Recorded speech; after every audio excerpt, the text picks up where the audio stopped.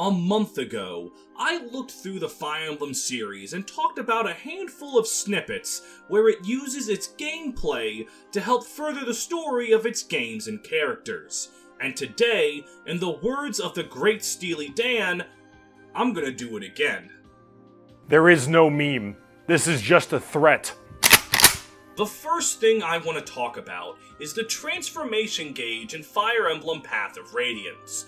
The Lagoos operate under a different formula than the dragon units that came before them and the beast units that came after them.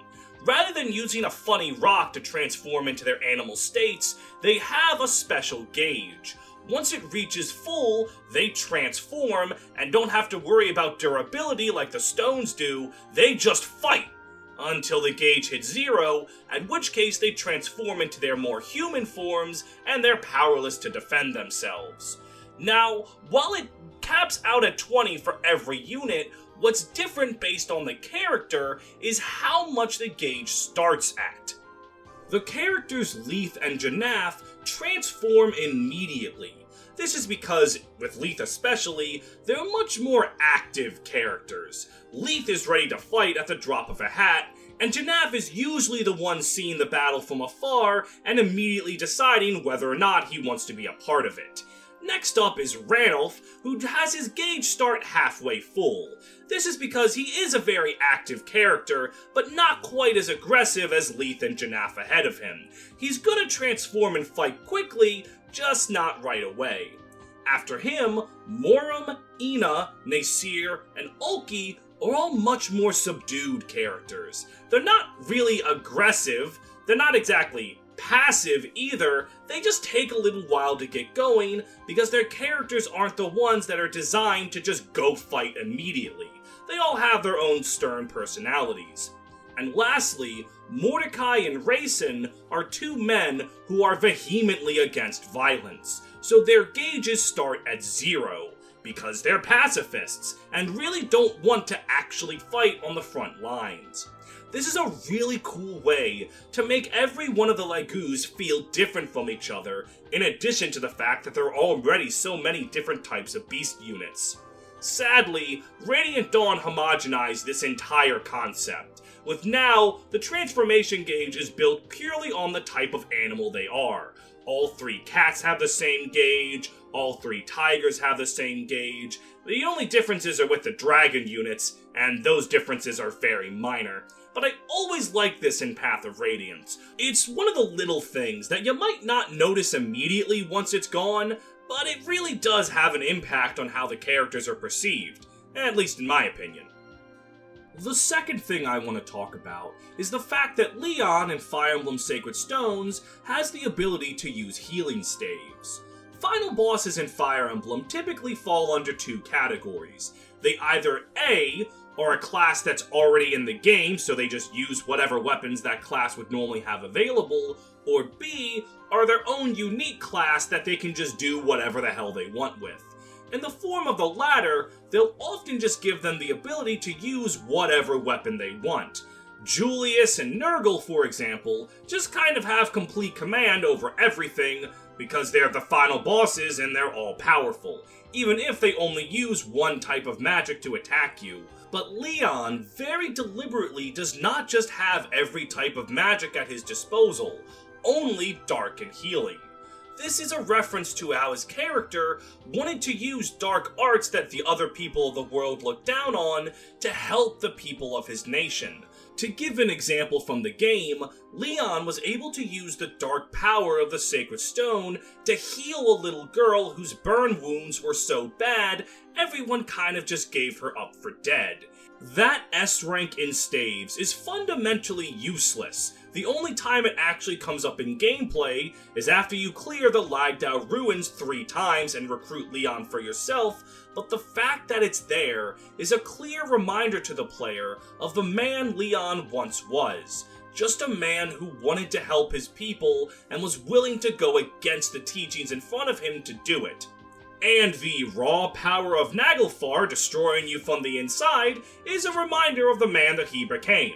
Just a great, tragic character, and this gameplay shows that very well. The third thing on the list are leadership stars, specifically how they function in Fire Emblem Thracia 776. In that game, if a unit has a leadership star, all units deployed on their side gain an extra 3% hit and avoid. The story behind this is that leadership stars are often given to knights who have experience commanding troops. Units like Glade and Amalda have experience fighting, and their leadership stars are supposed to show how they can lead the people around them into fighting better. They can command a unit good, and that reflects by the people around them. Kind of like a charm skill, but militaristic. While that's all fine on its own, it also plays a part in moments during the story. Specifically, there's an instance with the character Sayus. He's been built up for a few chapters in the game as this very important person in the Empire, and when he shows up, he's decorated as this master tactician, whose tactics are certainly going to spell an end for Leaf's quest. And honestly, it almost does. See, Sayus' tactics are represented by his leadership stars, a whopping 10. That means every enemy on the map gains 30% hit and avoid, meaning his presence alone commands a lot of respect. It would have been really easy to just call him a master tactician and wrap it up, but no, the game goes the extra mile and lets you feel how intimidating he is. He's not just another portrait on the screen, he is something to fear and respect. Unfortunately, once you actually get Sayus on your team, he only comes with 3 leadership stars. The game doesn't let you have the full 10. That's because one of Fire Emblem Thracia 776's best aspects is the fact that it fucking hates you. Yes, you, watching right now. The other thing that leadership stars play a part in is the story of the main character Leaf. At the start of the game, he has 0 leadership stars. This is because he's just a 15-year-old kid. He doesn't know anything about actually leading anyone, he's kinda just swinging his sword around and hoping that's gonna do enough damage. But he gains a leadership star after he gets the services of the tactician August. With the power of August's council, Leaf now can command units much better, so he gets them all that nice 3% hit and avoid that comes with having someone that knows what the hell they're doing. This number increases even more once he recruits the ex-knight Dryas. Dryas lost his arm in battle and can't actually fight on the front lines, but his years of leadership do come into play as Leaf's other tactician. While Dryas is there, Leaf gets 2 leadership stars, 1 for each tactician. And then, later on in the game, when Dryas is tragically killed because Leaf doesn't know what the hell he's doing, Leaf goes back down to 1 leadership star. It's a nice way of showing Leaf's growth and stalling as a character. Though admittedly, I would be pretty mad if I died and I was told I was only worth 3 hit and avoid. Like, come on, I would at least be worth 5. The fourth thing I want to talk about is the map of Yggdrasil. Just like the map. Normally in Fire Emblem, you pick a point on the continent map and then you just go to a chapter there. There isn't really much connecting it to other maps, which is fine. In fact, as a general rule, I think it's good that Fire Emblem does it this way. It's what keeps the pace of the games very quick. But with Yggdrasil, maps almost all start and end in castles you've already been to before. Because of this, you can take a map of the continent of Yggdrasil, put the game maps over it, and it fits together almost perfectly. It's actually really cool. This helps contribute to a story moment really late in the game, as the final enemy castle to capture in Chapter 10 is the very first castle you start with on the prologue. So when Seliph gets this feeling of finally coming back to his home, you, the player, also have that feeling. You were at that castle. You remember when you just left that place with 4 dudes in a dream. It's not that much worth talking about. I mean, at the end of the day, it can be summed up as putting up the map of Yggdrasil and then putting up a map of the game, but I still think it's really cool and deserves a mention. The fifth thing I want to talk about is how Jagen is old as dirt. This is a topic I can't believe I didn't bring up the first time, as it's probably the most famous case of gameplay story integration in the series, with fans giving it its own archetype to describe other characters that came after him. In the very first map in the series' history, the player is given an old man named Jagan. His base stats are noticeably better than the other units you have access to, but a house on the first map warns you that he's an old man. He doesn't really have much growing left to do, so while you shouldn't be afraid to use him, do make sure you don't neglect the other units around you. This is telling the player that his growth rates are absolute garbage. His base stats are not likely to increase at all past where they start, while your other units will eventually get stronger and surpass him. This is a great way to show Jagan's character. He is an old man who wants to help the next generation of fighters do their thing. So you shouldn't be letting Jagan get all of the kills, you should leave some for Cain, Abel, and the rest.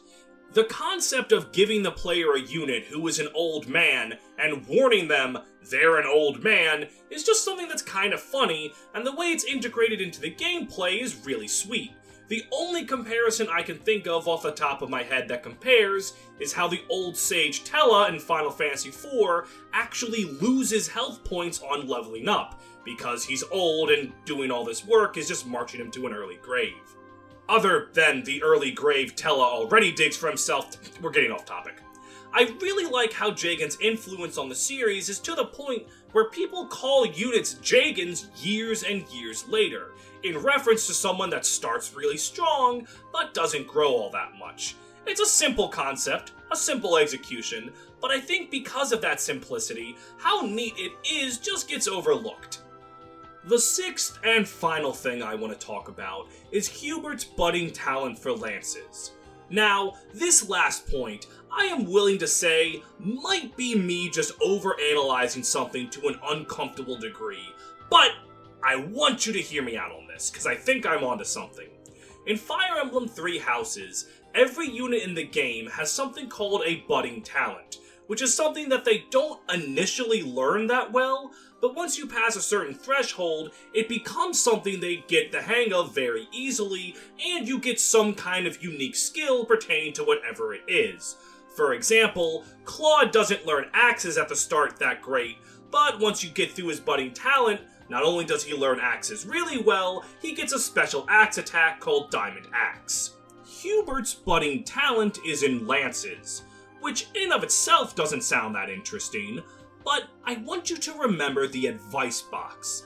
That's something in Three Houses where Byleth can read questions from students and give them answers. It's a silly little thing, a lot of the questions just have you chuckle and move on, but Hubert's question in particular is interesting, as he remarks that he actually really wants to be a Pegasus Knight, but he has a reason that he can't. The given reason is that he's very afraid of heights and they make him uneasy.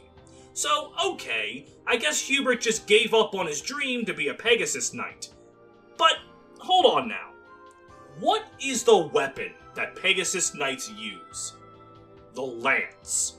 I'm willing to bet at least $5 that the reason Hubert's budding talent is in lances is because he actually still holds on to that dream of becoming a Pegasus Knight, so he secretly is training to be able to use them well, and it's a budding talent for him. Am I reading way too much into that? Probably. Am I still willing to kill a man to defend this thought? Absolutely. And that does it for this batch of gameplay story integration. I hope you guys really enjoyed this second installment. The first is very easy to find, I'll put it in the description if you wanted to watch it. And before we go, I have a really important integration to bring up. How my Patreon integrates money into my bank account. I would like to thank all of them for their contributions. If you would like to join as well, it's a minimum of $3 and the link to that is in the description as well. My patrons include the likes of Anabayo Thompson, Alex Aroliga, Andrew Crockett, Bean Juice, Benz Again, Dr. McBackstab, Hell on Heelys, Ichigo D. Camus, Jaeger Guts, Kenpachi Shiro, Uzumaki Kyrie, Mata Kratos, Charanzel, Frederick Series, Pulsora, Hakuman, The White Void, I'm getting good at that one.